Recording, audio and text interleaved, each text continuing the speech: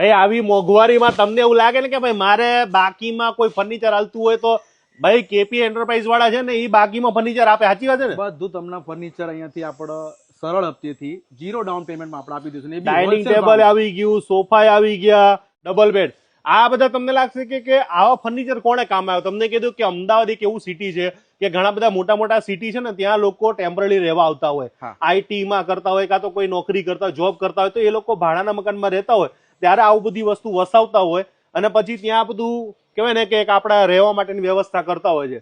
એટલે જે ફૂલ ફર્નિચર ના કરાવવું એ લોકો માટે આ ફર્નિચર ઉપયોગી વસ્તુ છે. પછી ધારો કે પીજી છે, હોટલ રૂમ પ્રોપર્ટી છે, એમાં બી આપણે કસ્ટમાઇઝ ફર્નિચર બનાવી આપીએ છીએ. એમાંય કરી આપીએ. ઓફિસ બધું આવી ગયું. પછી આ બધામાં ગેરંટી વોરંટી આવે કે ના આવે? 5 વર્ષની ફૂલ્લી તમને ઓન પેપર વોરંટી મળશે. આ ભૂસાનું આવશે પછી કે લાકડાના આવશે? બધા ઇન્ટિરિયર લાકડાનું આવશે. આ બધા લાકડાના સારા આવશે ને? સારા આવશે સાહેબ. અને આ બધી વસ્તુ તમારે જો જ્યાં તમે નજર મારો ને ત્યાં બધી વસ્તુ અમને મળી જવાની છે.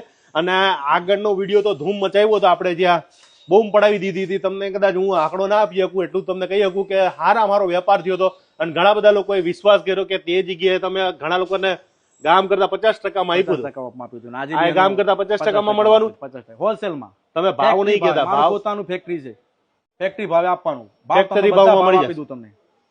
તો ભાઈ તમે અહીંયા રૂબરૂ આવો, જોઈ જાઓ, પછી મને કહેજો, પાકું એડ્રેસ કહી દો ક્યાં આવવાનું. કેપી ફર્નિચર એન્ડ ઇલેક્ટ્રોનિક્સ, આપણે ગોતા વંદે માતરમમાં આઈસીબી સિટીની બાજુમાં. ત્યાં આવીને તમે રૂબરૂ જોઈ જાજો અને હપ્તે ફર્નિચર જોતું હોય તો આવી જાજો લેવા માટે.